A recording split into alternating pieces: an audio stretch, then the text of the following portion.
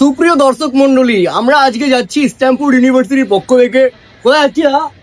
কাটুরিয়া জমিদার বাড়িতে। আমার জীবনে প্রথমবার, 2 বছর হয়ে গেছি ভার্সিটিতে পড়ছি, আমরা কোথাও নিয়ে যাইনি, বেলি রোড বাদে কোথাও যাইনি, তাও একসাথে যাইনি কোথায়। আমরা যাচ্ছি, আমাদের খুব বাজেট বুঝলো, 500 টাকা।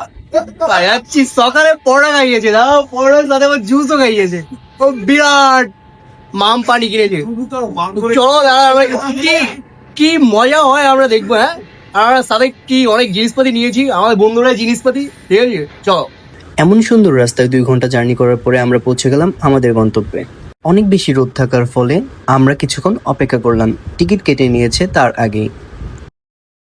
ভেতরে প্রবেশ করে জানতে পারলাম এখানে ড্রোন ক্যামেরা কিছুই অ্যালাউ না, সো আমরা এগুলো রেখেই ভেতরে ঢুকতে শুরু করলাম। সাটুরিয়া জমিদার বাড়ি ছিল অন্যান্য জমিদার বাড়ি থেকে অনেক বেশি বড়। ঢুকতেই আমাদের সামনে চোখে পড়লো এমন একটি রাস্তা। এই সরু রাস্তা ধরে আমরা সবাই এগোতে থাকলাম।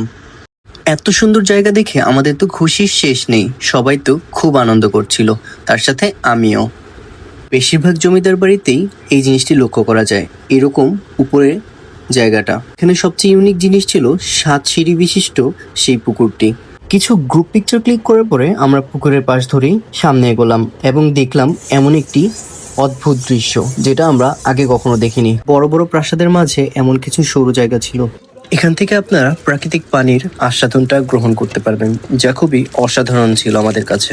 সেখানে আরও ছিল নাট্যমঞ্চ, তার পাশে জমিদার বাড়ির সামনেই একটি ছিল বড় পুকুর, এবং 1.5 থেকে 2 ঘন্টা ঘোরাঘুরি করার পরে আমরা সবাই বের হলাম লাঞ্চ করার উদ্দেশ্যে। বাড়ির সামনে থাকা একটি হোটেলে আমরা আমাদের লাঞ্চটা সেরে নিলাম। খাবার তুলনামূলক ভালোই ছিল, অতটা খারাপ না। এরপর আমরা রওনা হয়ে গেলাম ঢাকার উদ্দেশ্যে। সবাইকে আল্লাহ হাফেজ, থ্যাংক ইউ।